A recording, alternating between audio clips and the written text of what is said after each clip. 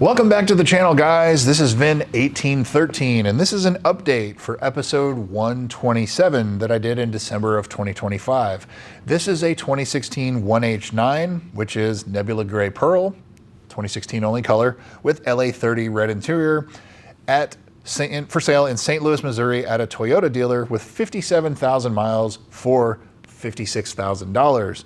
Now, I did a deep dive on this in December for the owner who was getting ready to put it up for sale, and I'm guessing he traded it in because here it is in March of 2016 and it pops up for sale. I encourage you to go look at that deep dive if you're interested in this car, and I've spent a lot of time on that video and did a lot of talking with the owner at the time.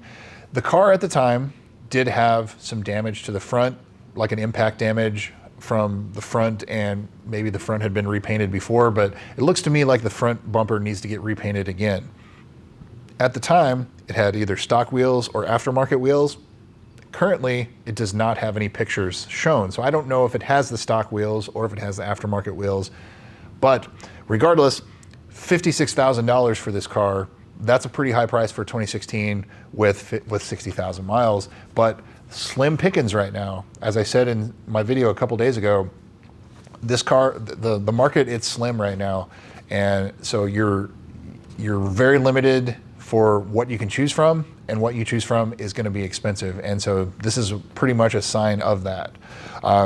Real quick, production statistics: there's 157 of these out of the 1,417 cars in Nebula Gray Pearl, and it's a 2016 only color. There's only 64 that had LA30 red interior, so this car is one of 64 that exist for all of the GSF US 49 production. Carfax Epic VIN Auto Check, nothing has changed. Previous sales, it was originally delivered to TMS, which is Toyota Motor Sales, which that's when new, that's their marketing team. And the name that's on the window sticker for that tells me that this was likely a show car, a car show car that traveled around the country with Lexus. And so that's probably what the case was. I don't think it was a track car or anything like that. Definitely has all the telltale signs of it being an auto show car for Lexus when it was new. So now onto the photos. I have nothing to go on because there's no photos posted yet. I kind of waited a while to post this one because I was hoping that eventually some pictures would show up.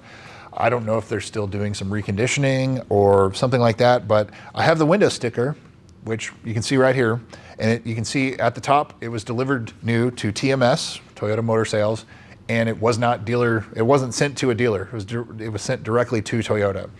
And so usually Toyota will have a dealer prep it, and then it'll be in the service history.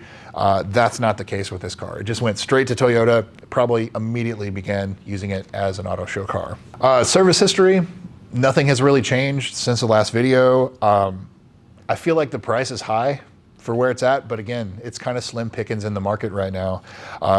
As I touched on earlier, it had a little bit of damage on the front, and that could be resolved by repainting the front bumper. Now, if this dealer, it's a Toyota dealer, I would suspect they'll probably repaint the front.